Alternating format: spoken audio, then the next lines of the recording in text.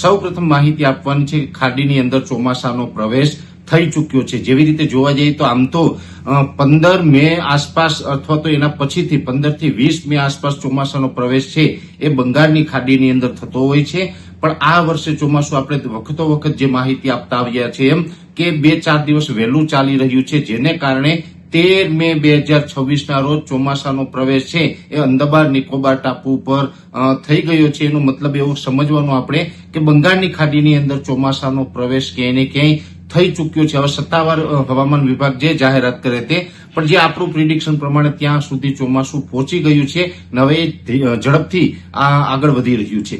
બીજી વાત એ કરવાની હતી કે આપણે એક અનુમાન હતું કે કદાચ એક સાયક્લોન બની શકે છે, જે બંગાળની ખાડીની અંદર એક તમિલનાડુ અને કેરળ આસપાસ એક સિસ્ટમ બની અને અરબ સાગરમાં આવે તેવી શક્યતાઓ હતી અને જે સિસ્ટમ છે એ એક સાયક્લોન સુધી પહોંચે તેવું એક અનુમાન હતું। જો કે અત્યારે જોવા જઈએ તો અત્યારે એ સિસ્ટમ છે થોડીક નબળી બની રહી છે, કદાચ એ લો પ્રેશર સુધી તો જશે, એ તમિલનાડુના દરિયાકાંઠે બનશે, તમિલનાડુ ઉપર થઈને કેરળ અને કેરળ થઈને અરબ સાગરમાં આવે તેવી શક્યતાઓ છે। પણ જ્યારે એ સિસ્ટમ છે એ તમિલનાડુના દરિયાકાંઠે બનીને કેરળ પાસ કરી અને અરબ સાગરમાં પહોંચશે ત્યાં સુધીમાં સિસ્ટમ છે એ ઘણી બધી નબળી પડશે અને અરબ સાગરમાં આવ્યા પછી એને ભેજ અને ટેમ્પરેચર છે યોગ્ય ન મળવાને કારણે એ સિસ્ટમ છે પછી વધુ મજબૂત થાય તેવી શક્યતાઓ ઓછી દેખાઈ રહી છે। એટલે આપણા માટે સારા સમાચાર એ છે કે કમસે કમ અત્યારે હાલ પૂરતા આપણે સાયક્લોન એટલે કે વાવાઝોડાના ખતરામાંથી બચી શકશું।